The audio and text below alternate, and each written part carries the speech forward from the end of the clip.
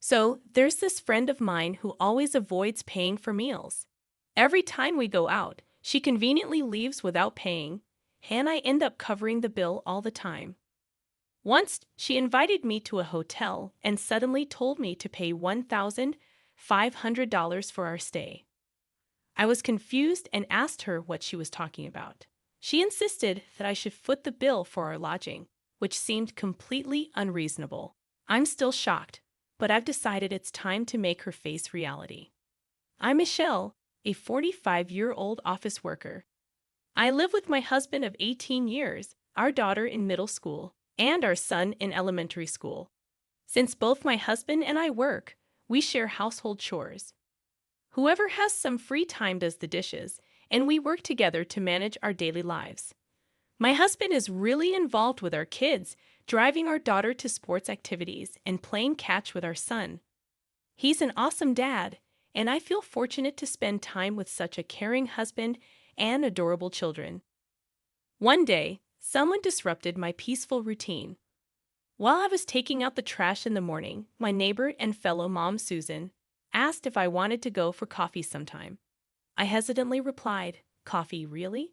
She explained that there's a new trendy cafe nearby with delicious Korean bread, and she thought we could go together. Although I wasn't too excited, I agreed to go on Saturday. Susan, who hadn't spoken much before, seemed really enthusiastic. I was initially planning to decline because I prefer spending my weekends with my family after a busy week of work, house chores, and taking care of the kids. However, Susan knew my children's schedules and mentioned that on Saturday, my daughter has sports and my son has plans with friends. Surprised, I asked her how she knew, and she cheerfully shared that she heard it from David, who is in the same sports activities as my daughter, and my son mentioned his plans. Feeling a bit pressured by Susan's good mood and information about my kids' plans, I reluctantly agreed to go to the cafe on Saturday. She left after setting the date and meeting place, and I found myself committed to our coffee outing. On Saturday, I was feeling a bit down because I had worked extra hours. We were supposed to meet at the station, but Susan was late, and she didn't apologize. Even when we reached the cafe, there was a long line, mostly of young people. I suggested going to another place, but Susan insisted on waiting because she really wanted to try the bread there. After an hour of waiting, we finally got a seat. Susan, feeling tired, commented that I should have gotten the drinks while we waited. I apologized, and despite my frustration, I smiled. The bread she recommended was indeed delicious, and I thought about bringing my family next time. As we were about to leave, Susan suddenly needed to use the restroom. I waited for 5 more minutes, feeling the stares of people waiting, and ended up paying the bill. After another 10 minutes outside, Susan came out, saying her stomach hurt a little. I asked about her condition, but she said she was fine and walked ahead of me. Trying to talk, Susan cut me off and insisted I choose a drink. Even when I declined, she pushed me to pick something. I chose tea, and she said it's on her, looking satisfied. I thanked her, but I couldn't help feeling uneasy. I wondered if she thought this covered the cost of coffee and bread. I didn't feel comfortable asking her to pay directly. As we arrived at the station, Susan quickly went home, saying she had something to do.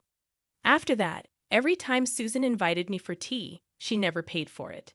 Not only that, she kept asking about my family's activities from other people. On weekends, she left her kids with her in-laws and went out with friends, hardly being at home. Recently, she even left her kids with us to go out drinking on weekday nights. She checked when we would be home, brought her child before dinner, and said, "Take care of my child too." The kid enjoyed eating with us, but it was a burden for the adults. I asked if her husband was home, and she mentioned he's often on business trips. I wish she would at least contribute to the cost of food, considering we already have 2 grown children. But Susan just said, "It doesn't make much difference with just 2 more and left." Any homemaker would understand the financial strain. It's been a month since we started living this way, and the kids are on summer vacation. On the way home, Susan invited us to go out with our families. I was unsure because my husband had been approached by her earlier. Since Susan's husband would be home, she invited us during the holiday. I hesitated, thinking if it's with the family and her husband is there, it should be fine. My husband mentioned it to the kids, and they seemed excited. We agreed, and Susan and I decided on the time and place. On the day of the outing, her husband couldn't make it due to a sudden business trip. It would be just Susan and her 2 children. We followed behind in our own car to a rental campground with cottages, planning to stay overnight. While we prepared the barbecue, the kids were already playing. Once everything was ready, we started grilling the meat. We ordered food for 10 people, including 2 extra servings since Susan's husband couldn't make it. We ended up with 3 extra servings, and I was worried it might be too much. Breakfast is always the kids' favorite, but during summer break, figuring out lunch and dinner can be a bit of a hassle. Today, we decided to keep it simple by just grilling meat. While my husband and I were busy preparing and grilling meat, Susan just sat there, not doing anything, with a calm look on her face. She mentioned that we need to watch the kids properly, but she only watched them from a distance. When I called the children to eat, she grabbed some meat, saying, "Wow, that looks delicious." We were surprised, and Susan suddenly realized, "Oh, is this for the children?" I wanted to give it to the kids first, but since we were grilling more, I thought it would be okay. The kids looked disappointed, expecting an apology from Susan, but she just laughed and said, "You better eat quickly, or I'll eat it all up." My husband and kids were shocked. Then Susan ate even more meat than the growing children. We had planned for 1 lamb chop per person, but she had already eaten 4 and was reaching for more. "Susan, we only reserved 1 lamb chop per person. You've already had 2 extra ones for yourself and your husband, so please have something else. It might seem small, but we can't get more food because we reserved it." "There are limitations," I explained. "What? I can't eat what I want. That's not fair," she complained. I reminded her, "Didn't you know this when we made the reservation?" We planned and decided on the food together, even discussing ordering more because of our growing children. Susan insisted, "I don't eat much. I have a small appetite. Just count me as not there, and 1 extra portion should be fine for my kids and the men." I thought ordering for 10 people, including our 2 middle school kids who eat a lot, and 1 elementary school child, would be enough. But the meat was disappearing quickly. "My son wants that meat," my son said, reaching for it. But Susan grabbed it and ate it quickly. I was upset, and even my usually calm husband was getting annoyed. We couldn't strongly object because Susan's children were there. "Mom, don't act like a child," said Susan's daughter. Susan justified herself, saying, "Survival in camping means fighting over meat." The children were surprised by Susan's immature behavior. Later, we finished the barbecue, played outside for a bit, and decided to take a break. Since the cottages were separate, we could take a break from Susan and relax. Even though it was supposed to be fun, it felt tense, and my husband looked tired. He suggested, "Let's have breakfast and head home early tomorrow." We spent the rest of the time relaxing with our family and greeted the morning. Susan came out of her cottage cheerfully, saying, "Good morning." I replied, "Good morning. You're lively today." She said, "Of course." I ate a lot, relaxed, and had a great time. For breakfast, we had sandwiches provided, played a bit more, and then started preparing to leave. During the final payment, Susan was missing. I told my husband, and we looked around, but even Susan's children were not there. I asked the kids if they had seen her, and they said she mentioned going to the restroom and told them to go before leaving. When asked about payment, I requested the cashier to wait. After waiting for 10 more minutes, Susan hadn't returned. I went to check the restroom, but Susan and her kids were gone, and her car, which was supposed to be parked nearby, was missing too. What? My husband was surprised. It looked like Susan and her family had already left. I couldn't believe it. I was about to explode with anger. Inviting us and then leaving without paying was infuriating. The total cost of everything, including camping equipment, cottage stay, drinks, meat, and more, was nearly $900. Susan knew the approximate amount during the reservation, and she insisted on this place, which only allowed on-site payment. It seemed like a planned act now. We decided to go straight to Susan's house. "Susan, please open the door." After ringing the doorbell many times, Susan reluctantly opened it. "Susan, why did you leave without telling us?" I asked. "Huh? Didn't I say I was leaving?" She acted like she didn't know. "Susan, you need to pay now. Give us the money," I told her firmly. "Oh, I forgot. But I don't have any money right now," Susan replied. "We agreed on the amount beforehand, right? You set the budget." I hadn't mentioned it earlier, but I couldn't stay quiet any longer. However, she kept saying she had no money, so I asked, "What happened? You bought something you wanted before the camping trip. Look," she said, laughing and showing off her purchase. "So you didn't have money during the camping trip?" I asked, getting a bit annoyed but still questioning her. "Yeah, I didn't have it when I reserved. So what?" I was fed up with Susan, who kept laughing without feeling sorry at all. "You planned this from the beginning," I said, and she replied, "Well, thanks to me inviting you. We had a great time. It's a win-win situation, isn't it?" So I confirmed one last time. "So you don't plan to pay? You're so persistent. It's embarrassing. I told you I don't have the money. When I get it, I'll pay you back. Or are you trying to get money from someone who doesn't have any?" With no shame and an unapologetic attitude, Susan laughed, and I reached my breaking point. "I see, understood." I went home without saying much and talked to my husband about what happened. Time passed, and Susan suggested, "Michelle, there's a tasty restaurant nearby. Let's go." She acted like the camping incident never happened. "I'm sorry, but I'm busy, so I can't go." I have been saying no to Susan's invites for a few months, getting impatient. Susan came up to me looking angry, saying, "Are you avoiding me? Still upset about the camping thing? A few hundred or a few $1,000s, it doesn't matter. I can't believe you'd avoid someone over that, even if it were a lot more." She ranted, really upset and talking fast. "Is that so, Susan? Let's plan a trip to an inn next time." I suggested going on a trip. "Huh? Oh, sure, you planned it. In that case, I'll have to check with my family." Susan became cheerful. I told her my husband gave me some alone time, thinking of a 2-night trip. When she asked if my husband would watch the kids, I said he was busy. To the unsure Susan, I said, "I plan to stay for 2 nights from Friday.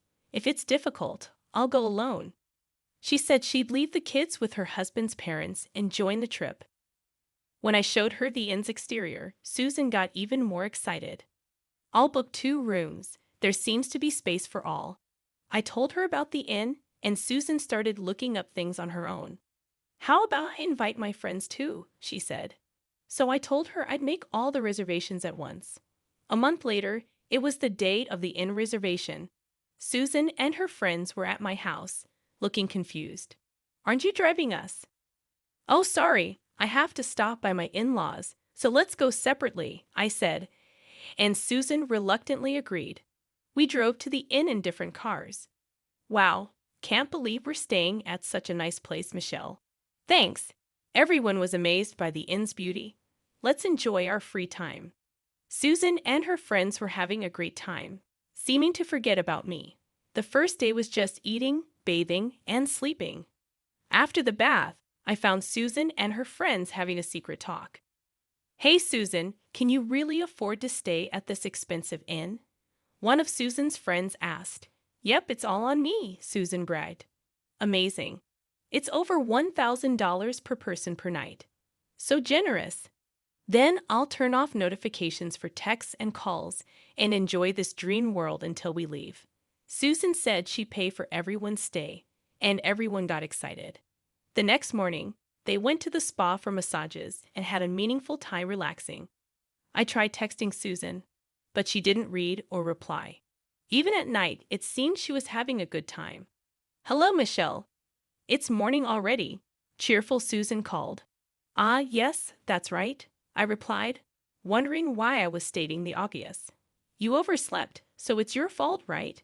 We're going home first, so pay $155,000. Susan said something totally unexpected. Huh, oversleep. $155,000? What are you talking about? I didn't understand what she meant. The person who comes last usually pays, right? Susan said. So I said, yeah, but I'm already home. Didn't you see my text? I had messaged Susan that I was going home. Oh, I wouldn't be looking at my phone in such an amazing place. I explained the situation to Susan. I went home on the second night because my mother-in-law wasn't feeling well. Originally, I was just picking up the kids and my husband, who were playing. But since my mother-in-law wasn't well, I left early. Why didn't you say something? Susan was angry. I told her my husband contacted me late, so I texted her. She asked about the bill, thinking I was avoiding paying my share. I reassured her, don't worry, I already paid. All right, that's fine then. We just have to return the keys at the front desk and go home, Susan said, her tone calming down. Well, yes, since it's on-site payment, stop by the front desk. My part has been deducted. If the front desk did everything right, there shouldn't be a problem, I explained. You didn't pay, right? Susan asked again. No, I paid my part before leaving, so it's okay, I replied. However, Susan's next words made me uneasy. What about our part? With this question, I was sure Susan intended to make me pay. Please pay for yourselves. I heard after the bath that Susan, you were going to pay for your friends, right? Oh well, that's... Susan stammered. You're amazing, honestly. I thought you were the worst for always disappearing when it's time to pay. So you really were going to pay back the money for the camp later. I misunderstood you, Susan. I'm sorry. I joked, building her up. Wait a minute. I cut off Susan's protest and said, tell me all about your wonderful time when you get back. See you later, and I hung up the phone. When I got home, my husband asked, are you okay? I smiled and said, yeah, I'm fine. Susan and the others had a great time. Later, Susan, who had promised to pay, somehow managed to use several credit cards.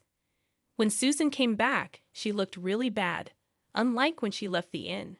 I never planned to pay, she yelled as she went home. According to what the kids heard from Susan's kids, her husband, back from a business trip, scolded her a lot. You have to earn and pay that big amount of $155,000 yourself, he said. She seemed to start working part-time. For Susan, who used to be lazy, leaving housework and childcare to others, it must be tough. She's working so hard that she has no time to rest, both physically and mentally. I don't get invites from Susan anymore, and I don't have to take care of her kids. I've been able to have a peaceful daily life. On holidays, I can spend time happily with my family, and that makes me very happy.